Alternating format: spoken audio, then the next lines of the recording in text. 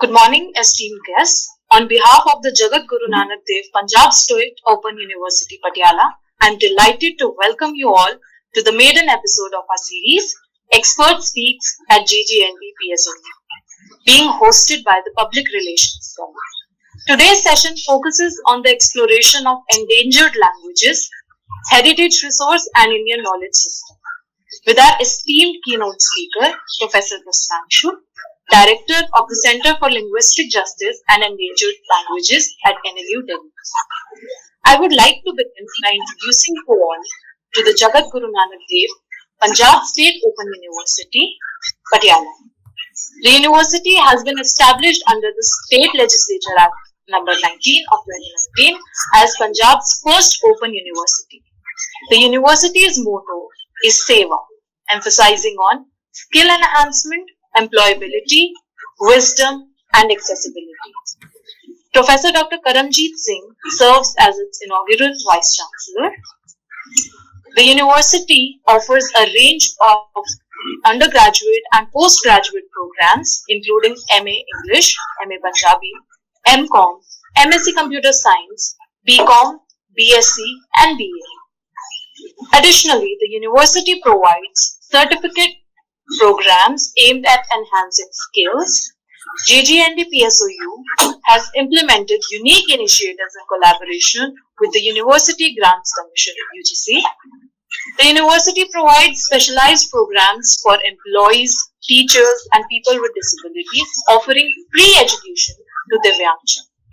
It is organized into various schools such as languages, business management and commerce, social sciences and liberal arts, science and emerging technologies, education and vocation, and religious studies. Additionally, the university operates 100 learner support centers. The university has set up multiple units to ensure efficient operation and deliver excellent services to students from various backgrounds. The GGND PSOU Public Relations Cell has actively organized creative events to foster a clear understanding of the university's goals and objectives and has successfully organized various seminars, conferences, and webinars in the past. I now invite Dr. Navleen Multani, Dean Research and Director Public Relations at the university to share the vision. Over to you. Thank you, Divisha. I hope I am audible, and for proper audibility, I think we can mute a few sets if at all they are on, right? So, a very good morning to one and all, and especially I am thankful to Professor Prasananchu for having accepted our invite, and Dean Academic Affairs ensuring that he be in the session, which is being primarily recorded for our YouTube. So already Divisha has introduced the university to you, and I would like to introduce the objective behind conducting this session, particularly today's session, which collaboratively Public Relations and School of Languages is conducting. So always the purpose of any expert talk, seminar, conference, workshop, or competence building, capacity building program in a university is to increase the learning of the students, the researchers, as well as the faculty. So besides the curriculum and the subjects, the students should be made aware of the potentialities and the viabilities available in various areas which are emerging rapidly in today's digital times, and also the research topics, which are going to be viable in the coming times. And when an expert, delivers a talk, he definitely, brings in all his expertise gained in his career.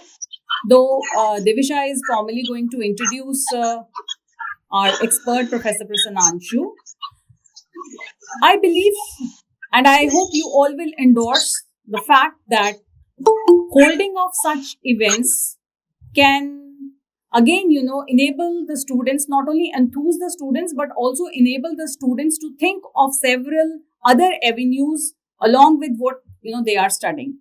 And the prime objective of this series, Expert Speaks at JGND PSOU, is to provide an opportunity to the students to connect with academicians par excellence who have made a name for themselves.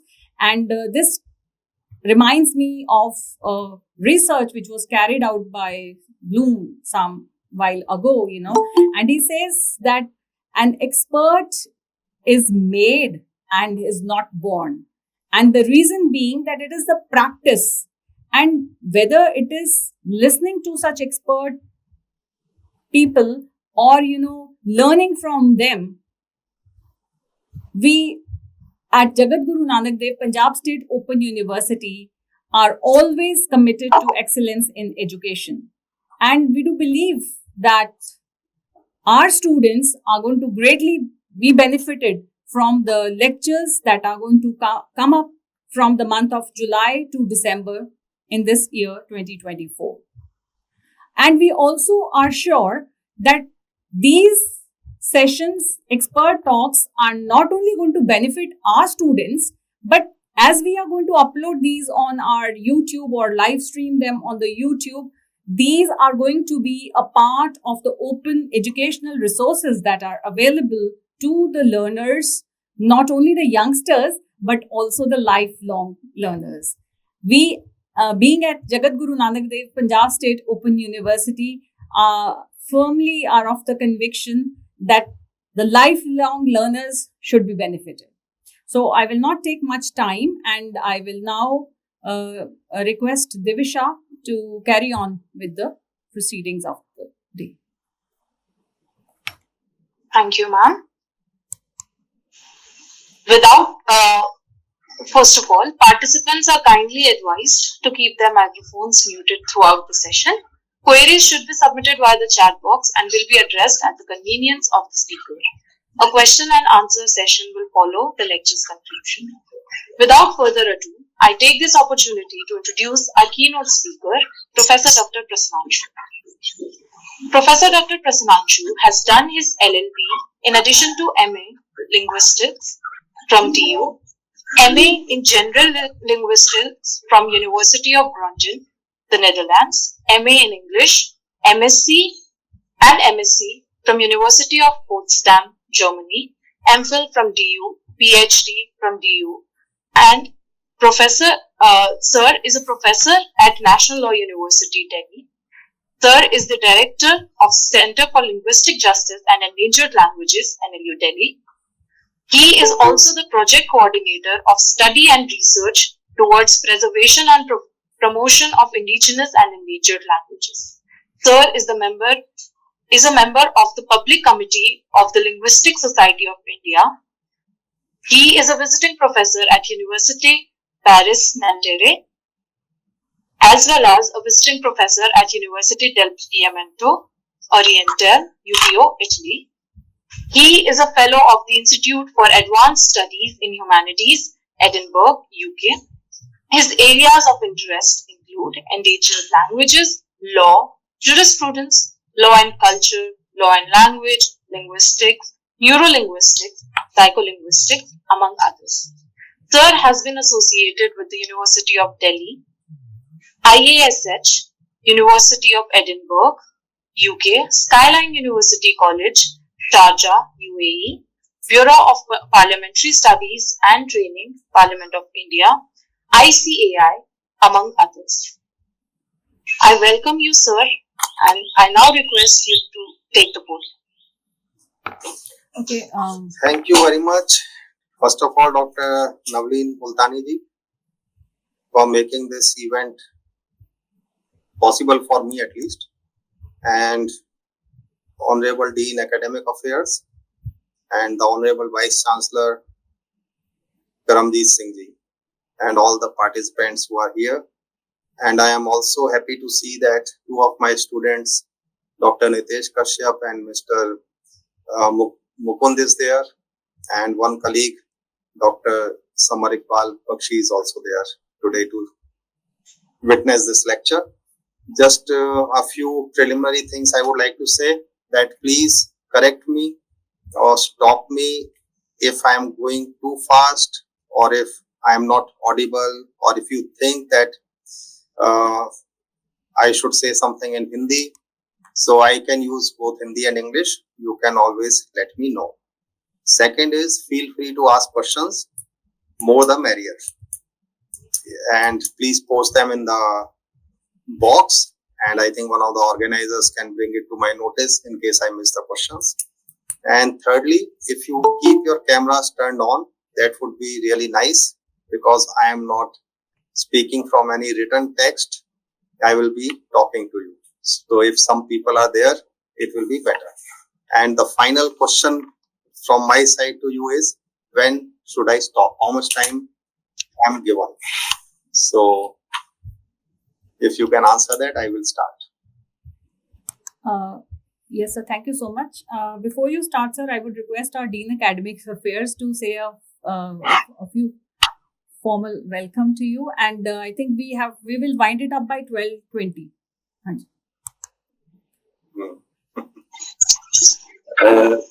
Very good morning to all of you, and esteemed key speaker of today's program, Professor PSOU, Director, Center for Linguistic Justice and Endangered Languages, National Law University, Delhi, and Professor Naveen Multani, Head of School of Languages and Dean Research of University, faculty members of School of Languages and other disciplines, students, Ms. Divisha, anchor of the program. On behalf of the Guru Nanak Dev Punjab State Open University, I am extremely grateful to our key speaker of today's program, Professor PSOU, for sparing his valuable time. Mr. PSOU, he is a distinguished scholar and widely traveled person. He has been in the different key committees of the different organizations, and he has been helping our university also in more than one way in writing the course content of the different programs. So on behalf of the Guru Nanak Dev Punjab State Open University, so I am extremely grateful to you, sir. So this Expert Speak series was started a year back, and in this series, distinguished speakers are invited, and they share their ideas in order to promote the academic interface with the students and the research scholars and the faculty members of the university and from the other institutions also. So Jagat Guru Nanak Dev Punjab State Open University, though it is very young and started just 4 years back, it has intake of about 10,000 students per year. We started our MA in English and MA in Punjabi program under the School of Languages. We are offering the diploma program, the starter program, business and communication skills, and creative writing and content development. These two programs have been started. And as per the UGC guidelines, we are going to start these 4-year programs under the new education policy 2020. So we are fully geared to start all these programs from this academic session. We have applied to UGC DEP for the same purpose. So our faculty of the School of Languages is highly developed, and they are engaged in writing work and in the creative writing also.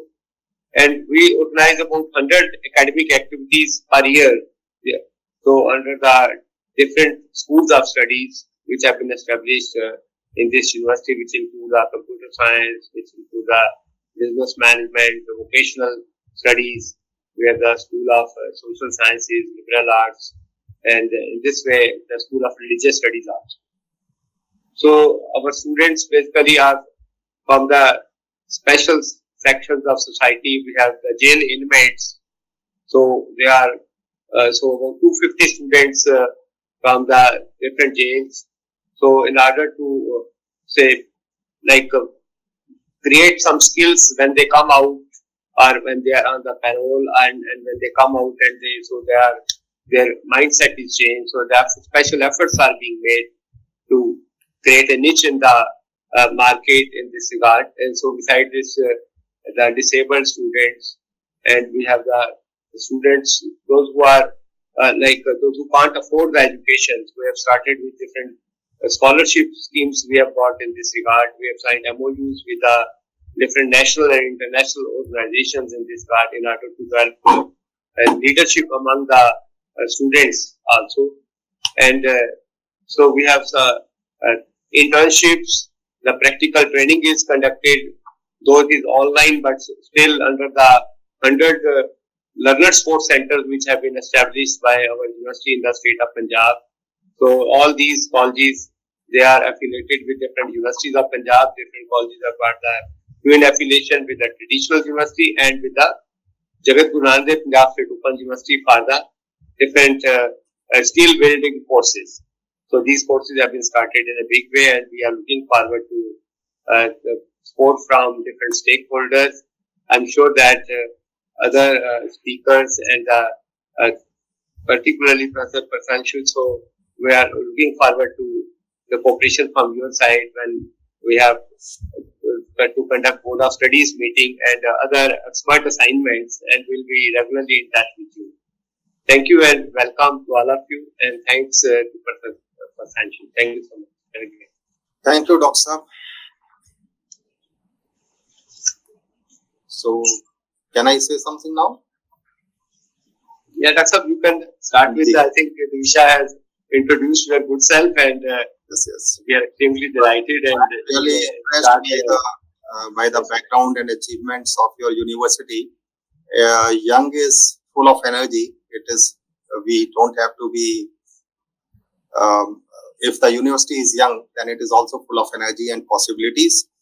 And interestingly, our university is also planning to have a wing on distance education. I can certainly learn from you a lot about that. So there are many things we can collaborate upon. I am just answering your kind words, sir. Coming to the topic is endangered languages, heritage resource, and Indian knowledge system. The three things, I think they look very dispersed. They don't look connected at all. And to many of our audience, I think that all these three things may be new.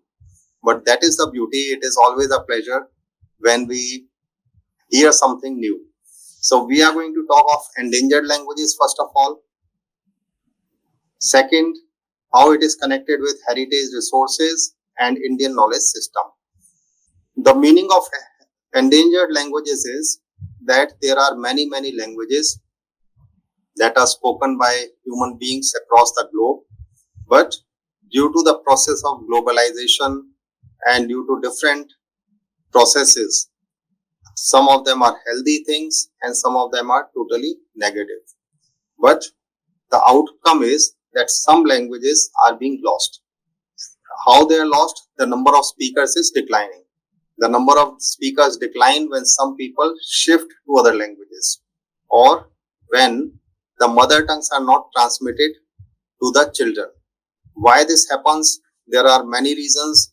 I will just touch upon all these things in brief. The reasons may be economic. For example, you must be having a lot of people with different languages in Patiala also. I believe the university is in Patiala, right? So, or in Punjab in general. There are many tribes, there are many speakers of minor languages.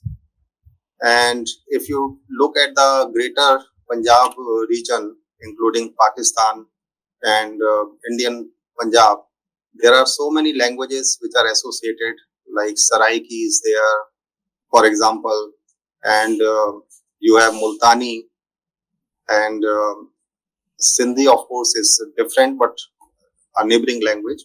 So many of these languages, I have given you major examples. They are endangered already. People are not speaking. And if you look at the situation, even of Punjabi in Delhi, many parents fail to transmit the mother tongue to their children. Many children in the Punjabi families in Delhi don't know full aspects of the language. For example, reading and writing is rare. Many people do not know reading or writing Gurmukhi. Secondly, that is just a superficial aspect.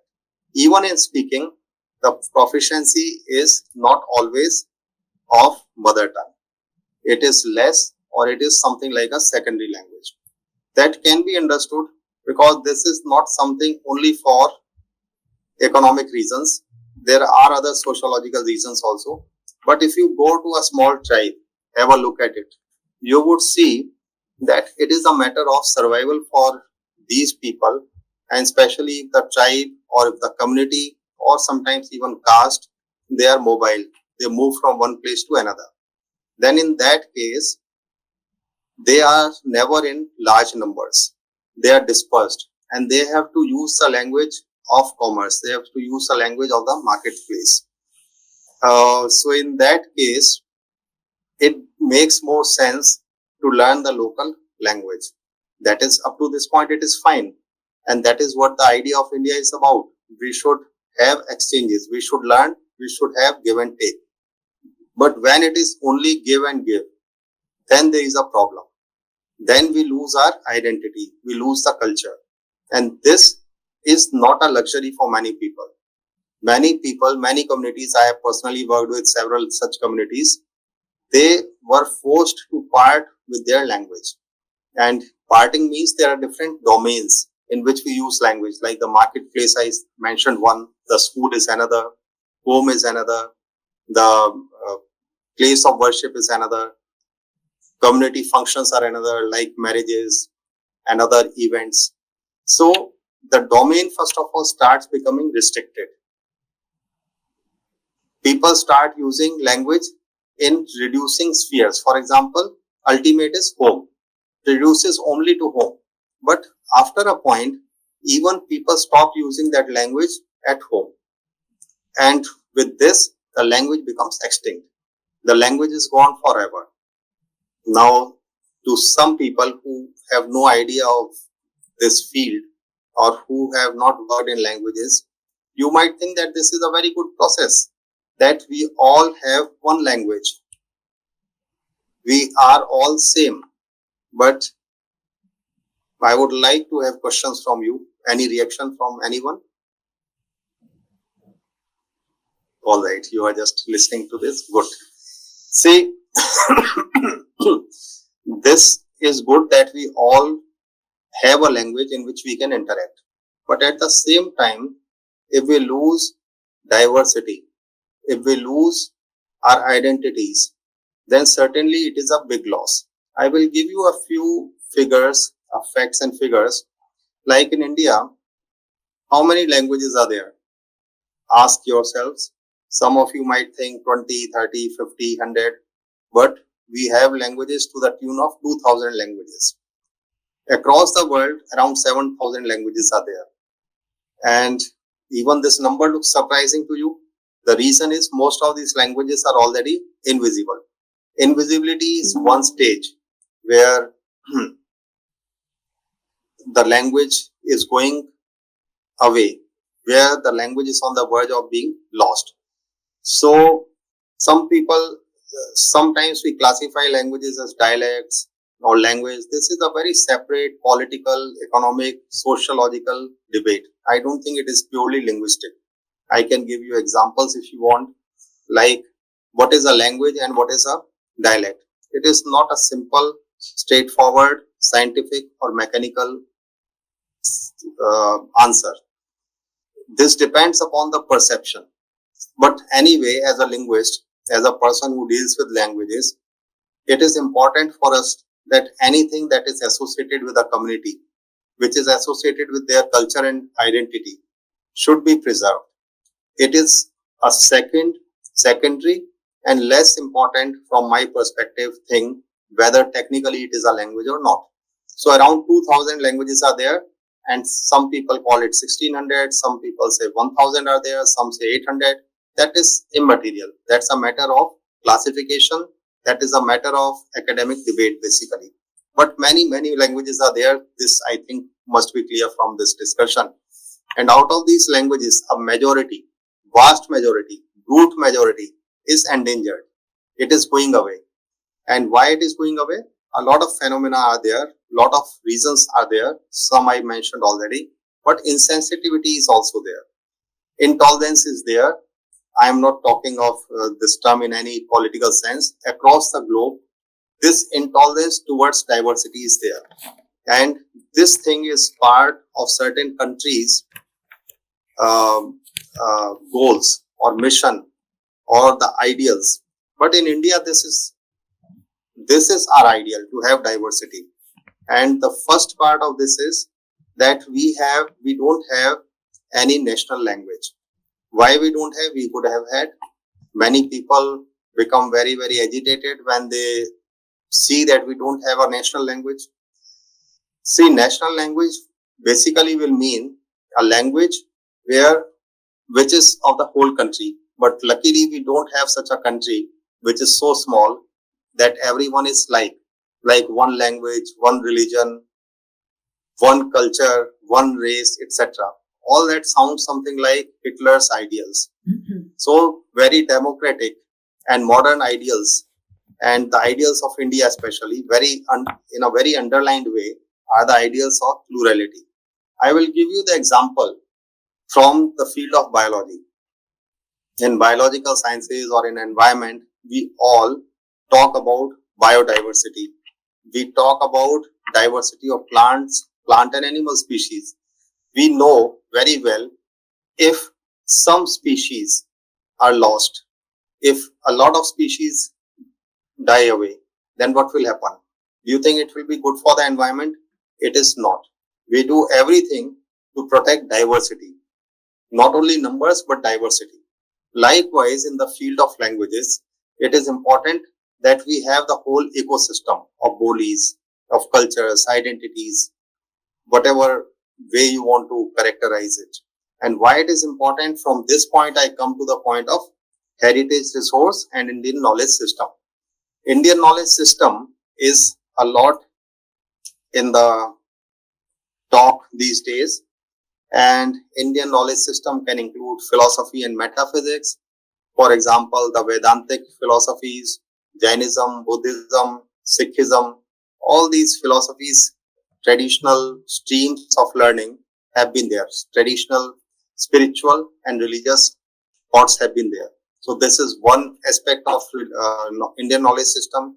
Another is science and mathematics.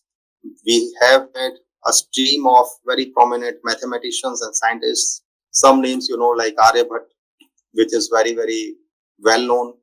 The invention of zero, everyone knows. There have been innumerable such inventions and such contributors.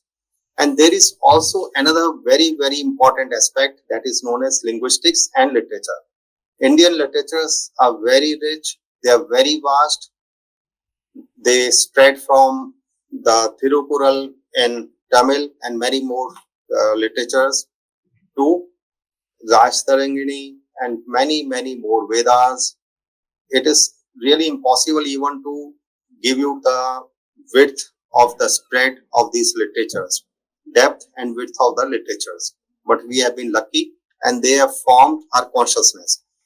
You might not have read literature which is in Bangla, for example, but do you think, because I took the example of Bangla or Awadhi, because that is in the extreme east and you are in the extreme west. So there is a big difference of 1,000+ kilometers and you don't know the language.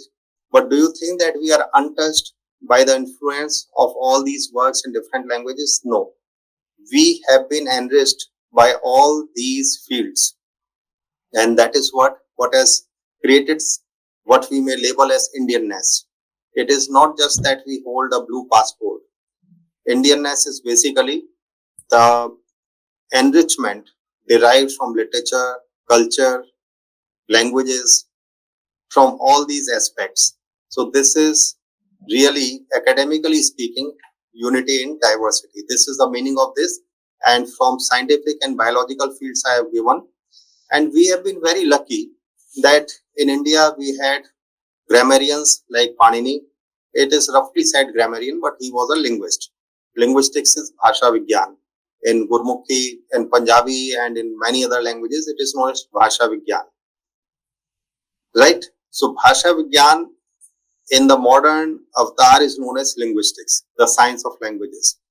The origin of this science can be traced back to Indian traditions, like we had Tholkapiyam in Tamil Nadu, and we have Astadhyayi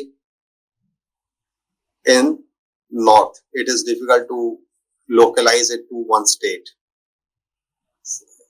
So all these things have been a part of Indian knowledge system. This is one formal aspect which I shared with you.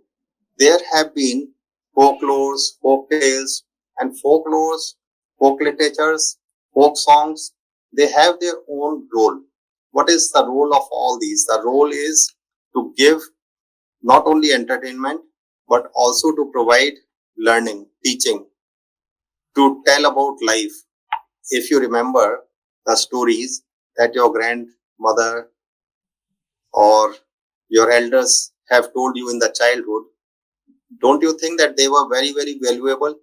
They have helped in shaping your world view, your perspective towards life, in solving the problems of life and looking at things. So that is also a part of the literature. This is the second aspect. And within any language, there is a concept, the concept of linguistic relativism. Some of you might have heard of it. It means that in any language, or the speakers of any language, look at the world in a different way, in a unique way. Let me try to decode this for you. Suppose you speak Icelandic language, then there are 12 words or more words for frozen water. But in English, there are only two, ice and snow. So a speaker of English will not be able to perceive all those realities. And when it comes to us in India, because snow and ice are very rare for us, only in certain parts such phenomena are seen. So in our languages, we generally have only one word. And I think if you do a small project, you can do this fun project in your class. Just survey people and ask them what is the difference between ice and snow. I think 50, 60, 70% people who know good English will be confused. We are not able to translate things because language is a system that perceives the reality of the world in different ways. Likewise, in our Indian languages, there is a concept of sacha jhootha. For example, this cup, because I have been drinking from it, is jhootha. There may be slight variation in expression in different languages. But can you translate this to English? It cannot be, because there is a whole worldview. If you try to translate that this cup is a liar, then I think it will lead to an absurd situation. How can it be a liar? Or how can it be false? Right? So there can be two translations. It is false or it is a liar. What else can be the translation? It is very, very difficult. You have to paraphrase it. That someone has already taken a sip from this cup, so now no one else should take it. And this is like something impure. Impure, I think, is the roughest possible paraphrasing. But it has its own value. Recently, in our lives, we have seen this pandemic, right? But because we are a civilization old enough, spanning over millennia, over thousands of years, so we have seen such situations, and such concepts of hygiene have been incorporated in our culture. And from culture, it has been translated to different languages. Like this very simple word, sacha or jhoota, gilaj sacha hai ya jhoota hai. Right? So such things are inbuilt in every language. Suppose you are dwelling in the jungle, your community is dwelling there, then you would be perceiving the world in a very different way. The types of predators, animals, diseases, the all other challenges, I think you would have to coin some words for them, for different situations. Right? Suppose a tiger with a baby.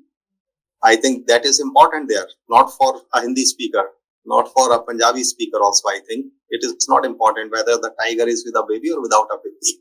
But it can be important means whether it is more aggressive or not aggressive, it is a matter of life and death when you are dwelling with such creatures in proximity. So they may have such things, but beyond these things, a lot of other information, knowledge is encoded in languages, like about herbs, about plants, about animals, about medicines, about food, which plants are edible, which are not edible, which are dangerous. You will come to know only if you know that language. Otherwise, it will be a very difficult and artificial system. And medicines, of course, dresses, utensils, implements, and recipes.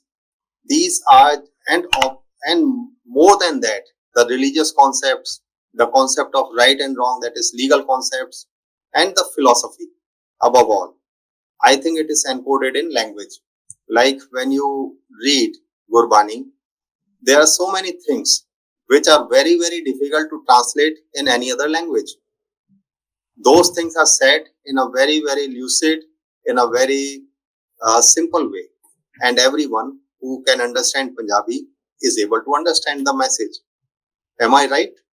Just introspect and look at this example. So this is a part of Indian knowledge system. Languages are a very, very important part of the knowledge system of any country. And then the language system, knowledge system also includes art and music. Art, music, and different forms of expression. And certainly language has a very big role in it. Music and singing, they are intertwined. Sometimes it is said that music is a language. It may not be a language in a very traditional sense, but certainly it is dependent upon language in many ways. It interconnects with language. So in this way also, language forms a part of the knowledge system. Ethics and governance is another example. So at all these places, if a language is lost, which I just gave the example, and I told you that most other languages are endangered. So then what will happen? We are going to lose a big part of the knowledge system, which is precious as gold, and which is important for the survival. Like environment is important for survival. This is a type of cultural environment, ethnic and cultural environment in which we survive. So this is in brief. And if you have any questions, please ask, or do we have a next section for the questions? Divisha, I think you can open the session for any Q&A, right? Yes, ma'am. I request all the participants to drop in their questions in the chat box and we shall take forward. Till the time we get questions from the participants, sir, even I have a remark to make here. Since I'm a law student at RJNL Patiala, so when you said that some things cannot be translated into another language, if we talk about secularism, for example, so the Western concept is non-religiousness, the separation of the state from religion. However, in our constitution, it is panth nirpekshta. So the panth and dharm and religion, all of these don't. Dharm is a word, I think, which no one can define or translate into any other language out there. So maybe maybe uniforming and adopting English over Hindi or other traditional, as you said, indigenous languages is not that great of an idea. We should preserve the diversity. Thank you for this remark. And I have certainly learned from this because this is a very good application of what I just said. Excellent. Yes.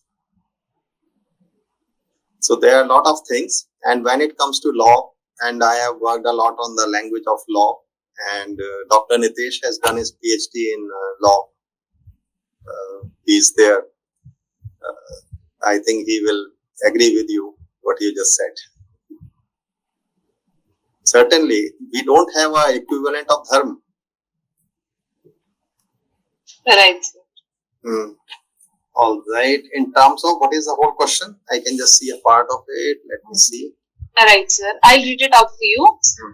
Haripriya here is asking, how do endangered languages in India compare to those in other parts of the world in terms of preservation challenges and strategies? Oh, very, very wonderful question and difficult question, of course.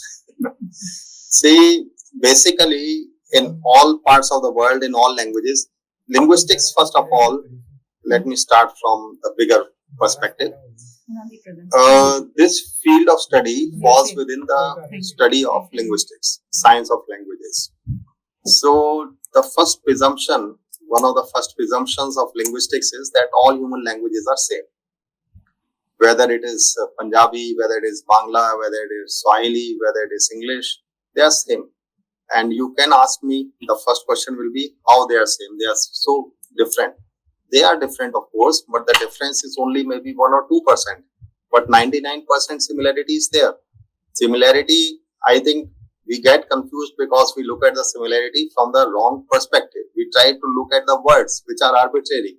But actually, the fundamentals of language are not that. Like all the languages I mentioned, they have nouns, they have verbs, they have pronouns, they have sentences, they have phrases, they have words, and below words also we have syllables and we have sounds.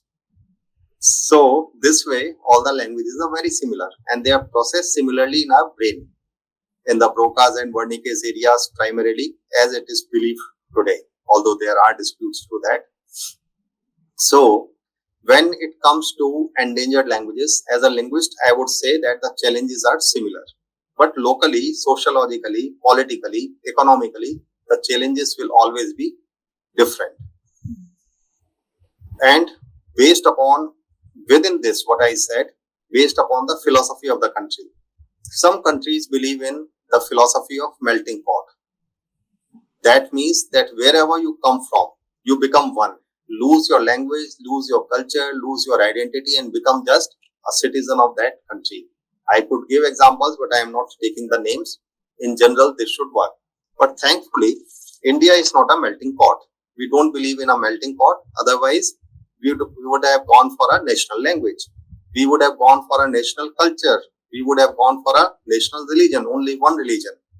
But we have not gone for any of these things. We have not gone for a national dress, right? And not even for a national curriculum for that matter. Your university has its own curriculum. Your region has its own way of teaching according to your needs. Only some guidelines are there. So this way, our fundamental philosophy is different. We give a lot of space in India to all religions, cultures, and since there are a couple of law students here and a doctor of law also, Dr. Nitesh. So I would say that Article 29 and 30 of the Constitution are very important in this aspect when it talks of languages and freedom of practice in all the languages, cultures and religions. Minority languages have been mentioned here. So this is the difference according to me. If you want me to say further about this, then please write the question. Okay. So that Yeah, there are two more questions. addresses the question. Yes. Moving on. Pranjali asks, sir, as you mentioned that everything is rooted in languages, do you think we are losing substantial knowledge in terms of medical procedures that were recorded in endangered languages? That is what I explicitly said. Not only procedures, the knowledge of medicine. Mm-hmm. And it is not that only we are following only one system primarily now. There have been many systems of medicine. Many different approaches have been there. Some are known to you, like you must have heard of this ministry which deals with Ayurveda, Unani, homeopathy, Siddha, etc. For some of us, for example, the word Siddha just means a word, nothing else more than that.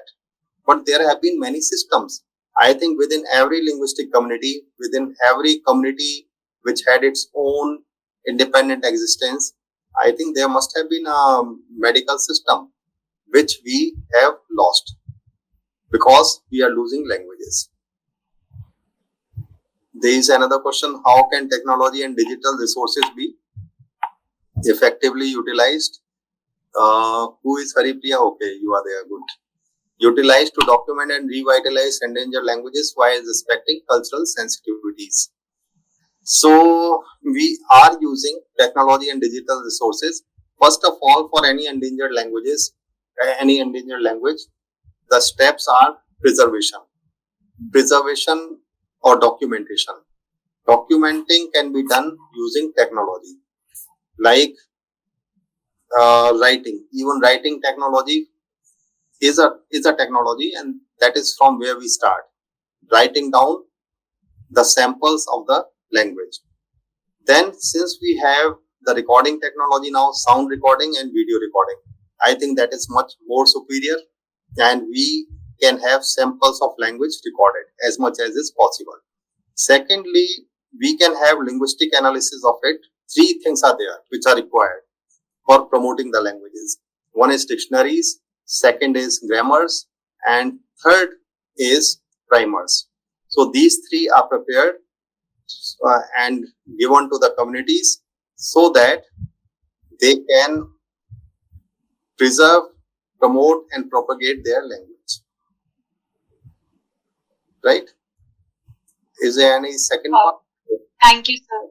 Yes, there's just one last question before we continue. Pranjali is again asking, are there any schemes or policy that our government has put in motion for the preservation of these languages?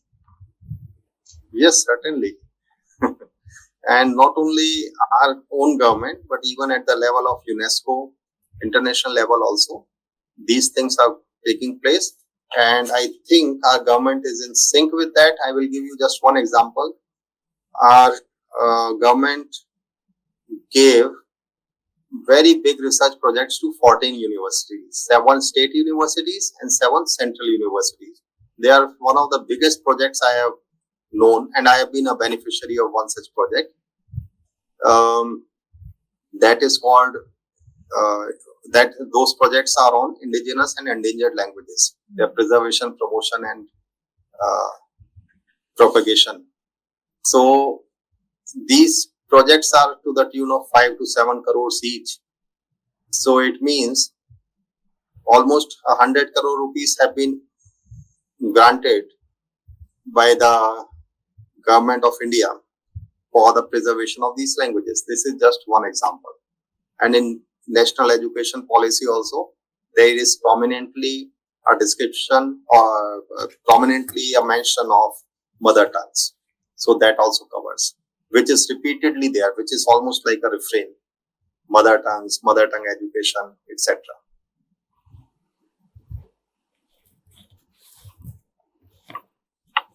Right, sir. Thank you so much, sir, for your enlightening lecture.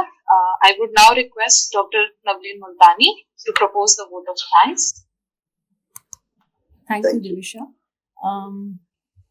On behalf of Jagat Guru Nanak Dev Punjab State Open University, I take this opportunity to express my heartfelt thanks to Professor Prasannanshu, our faculty members from NLU Delhi, Dr. Nitesh Kashyap, also a few of the students from NLU Delhi, also a few students from RGNUL. Yes, we do have them with us because we were studying linguistics, and also now we also have a few of our MA English students who are currently having a course on basics of linguistics, phonetics, and communication skills. So even they are studying about all this. I think, and whatever, sir, you have said today, it calls for a symposium.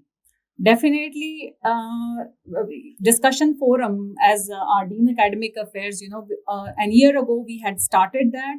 It's basically on the discussions that have to take place. And I think you have given enough food of thought to each one of us, whether it is the student, faculty, or anyone, in our unit who has to think on these lines. And with the NEP 2020 and the policies that are coming up, giving a focus on the preservation of languages, the promotion of Indian knowledge system, I think we all can collectively work towards it. So I thank you, Professor Prasadanshu, for sparing your invaluable time and having addressed this maiden issue,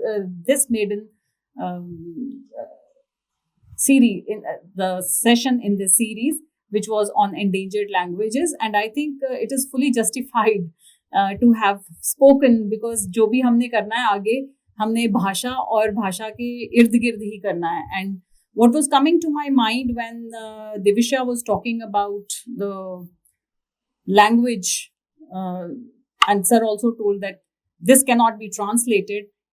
I think, again, this calls for a symposium and a discussion on this, that the level of language that is in the scriptures, it is at a different level and plane than the language that we are engaging in our daily conversation. So I thank you all very much. I thank our Dean Academic Affairs, despite all his the work that he has to carry out throughout the day, morning till evening. He spared his time and he was with us throughout the session.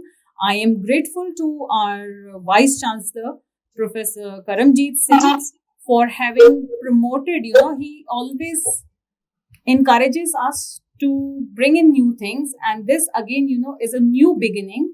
I thank you all, my PR team, the offices of Dean Academic Affairs and Dean Research. Also, my colleagues are there with me, the School of Languages also, for having supported this. And I hope once this is uploaded on the YouTube, many learners, will be benefited, and many would like to pursue some kind of research on endangered languages. I thank you all very much. Thank you so much. I thank Divisha for efficiently conducting the session today. Thank you very much. Thank you. Thank you, ma'am. Thank you, everyone. Thank you, Daksa. Thank you, sir. Thank you. Namaskar, sir. We'll be in touch. Thank you so much. I asked my office to send my contact number and email ID to you. Right? Yes. Thanks. Thank you. Okay. Thank you very much.